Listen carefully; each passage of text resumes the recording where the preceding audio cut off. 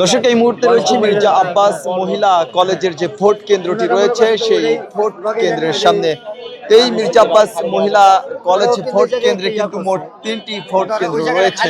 সেই তিনটি ভোট কেন্দ্রের ফলাফলই কিন্তু ইতিমধ্যে আমাদের কাছে এসে পৌঁছেছে। সেই তিনটি ভোট কেন্দ্রের একটি ভোট কেন্দ্রে কিন্তু এগিয়ে রয়েছে নাসিরউদ্দিন পাটোয়ারি, যিনি শাপলা কলি প্রতীক নিয়ে প্রতিদ্বন্দ্বিতা করছিলেন। দর্শক আপনাদেরকে যদি জানিয়ে রাখি, এই ঢাকা ৮ আসনে কিন্তু একাধিক প্রার্থী রয়েছে। তাদের মধ্যে কিন্তু সেই শুরু থেকেই কিন্তু আমরা দেখেছি যে এই ঢাকা ৮ আসনে মির্জা আব্বাস এবং পাটোয়ারির মধ্যে কিন্তু তুমুল প্রতিদ্বন্দ্বিতা হচ্ছিল। ঠিক তেমনটাই কিন্তু আজকেও আমরা লক্ষ্য করতে পারলাম যে মির্জা আব্বাস মহিলা কলেজে কিন্তু তিনটি ভোট কেন্দ্রের একটি ভোট কেন্দ্রেই কিন্তু জয়ী হয়েছেন পাটোয়ারি এবং দুইটি ভোট কেন্দ্রে কিন্তু বিজয়ী হয়েছেন মির্জা আব্বাস।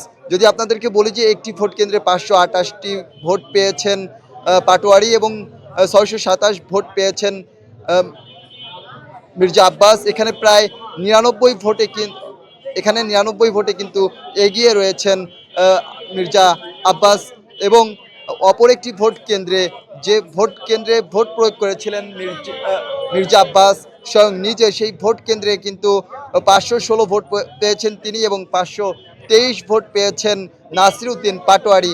এই ভোট কেন্দ্রে কিন্তু মূলত নাসিরউদ্দিন পাটোয়ারি বিজয়ী হয়েছেন এবং পরাজয় মেনে নিতে হয়েছে এই ভোট কেন্দ্রে মির্জা আব্বাসকে। এবং দর্শক আরেকটি ভোট কেন্দ্রে 899 ভোট পেয়েছেন মির্জা আব্বাস এবং 563 ভোট পেয়েছেন কিন্তু শাপলাকলির যিনি প্রার্থী রয়েছেন নাসিরউদ্দিন পাটোয়ারি।